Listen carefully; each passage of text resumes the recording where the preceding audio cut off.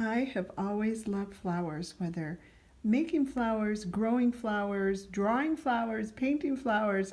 I love flowers. And like I said, I do enjoy making flowers. So today I thought I would walk you through making a cabbage rose. And you can see it looks very much like a cabbage. They're very, very simple to make.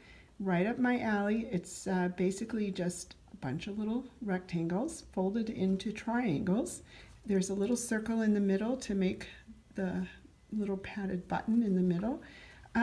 If you wanted, of course, the center could be something that's jeweled, so you can actually customize this however you want. They look great on a hat. They look great on just to wear as a pin, as a brooch on a coat or a jacket. Really quite pretty, or you could stick them on a evening bag. So there's lots of different possibilities. So to get started, you're going to need to cut a circle that's 4 inches in diameter, so 4 inches across for the circle, and that's for the center.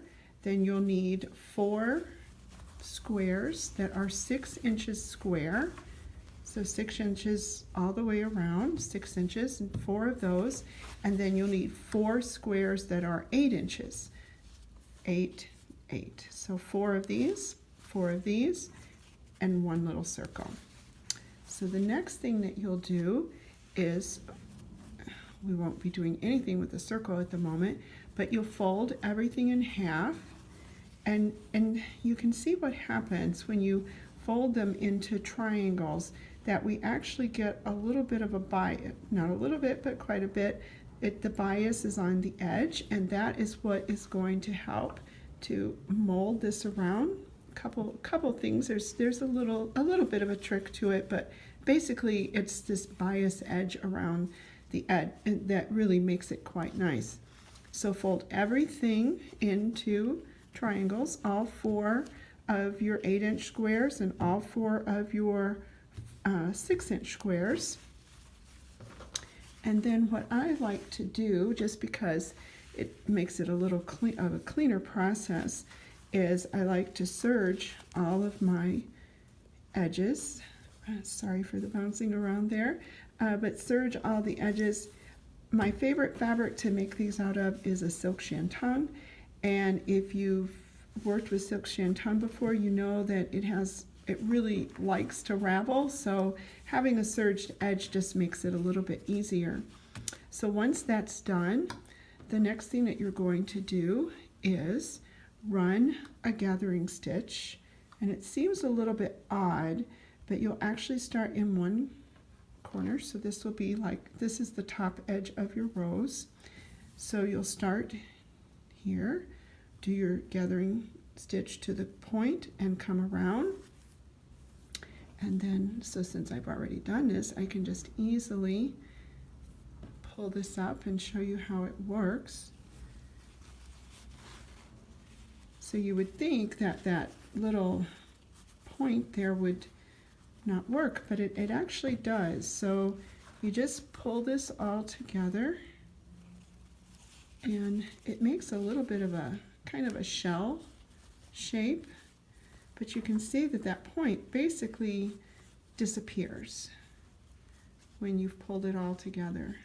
So a little bit like I said, like a shell, a little hood, whatever you want to call it, and then just tie your stitches off.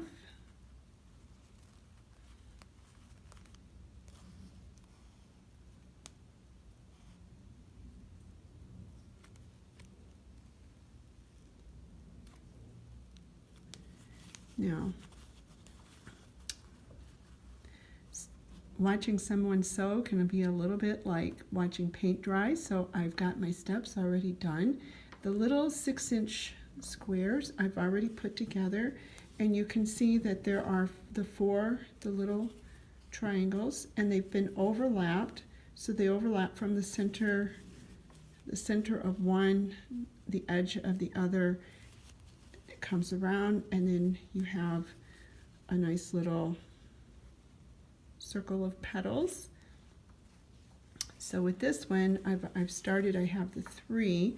Now, one thing that I want to tell you about, and we'll talk about this again in a second, but because this is bias, you can actually kind of mold this around. And if you remember from the one that I already have finished, to give it a little bit more of a realistic, somewhat realistic look, you can actually bend back these petals so that it just gives it, like I said, a little bit more of a realistic look.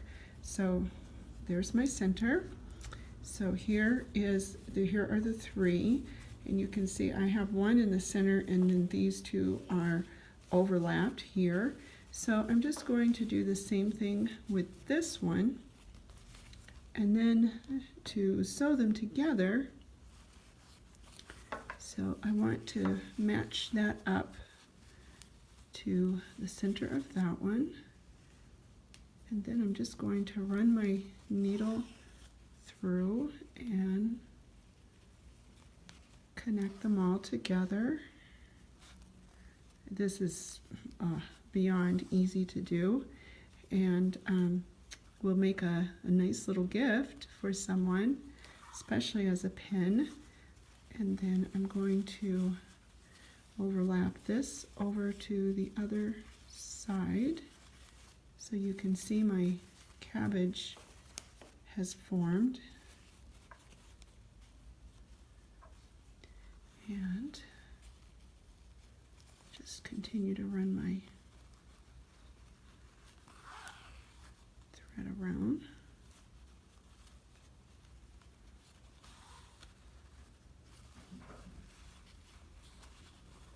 These are really quite nice to make. They go together, like I said, quite easily, quickly, and I call it television work. It's something that you can do while you're watching television and not feel guilty about watching television. I always like that.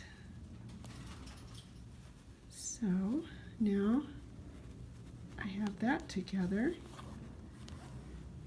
and of course I would tie off my thread and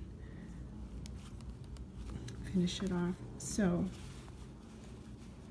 now what you can do is you can actually take your center, the 4 petals here that I already have together, they can go right in the middle here, and then these, so you'll just want to work with them a bit, and then the outside petals, can play with those a bit as well, just to give them a little, like I said, a somewhat realistic look. Kind of the beauty of it is that it's a silk rose, so we're not going for super realistic. Now what you can do is when you put the little centerpiece in the middle, you can actually just take this, put a little bit of glue around the edge, and plop this right there, and that would be fine. If you're really particular, you can always sew it. With my first one here, this one I did sew around. It's not my first, but the one that I did for you, I did sew around it, and it's just a lot of work. So I would suggest just putting a little glue, like I said, in this around here, putting this in, arranging your petals so that they look like you want them to, so they have that cabbage rose kind of an appearance.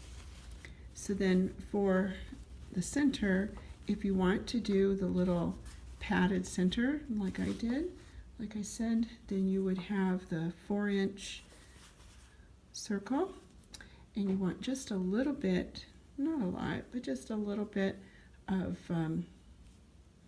stuffing. You can put that in the middle, and then just gather this up with the stuffing in the middle. Tie that off, and then bring back my rose and place that in the middle, and of course, you know, just put a little bit of glue in the middle, and then play with your petals just to get them nice and nice and arrange them just however you would like to have them arranged. So my finished rose again. Like I said, they're fun to make. They're easy to make. They only take a few minutes. And if you wanted, what you can do is you can cut a little circle for the bottom and just turn back the edge, hand stitch it in place. You could put a pin in that circle so that it could actually be worn, so that it could actually be worn on a garment.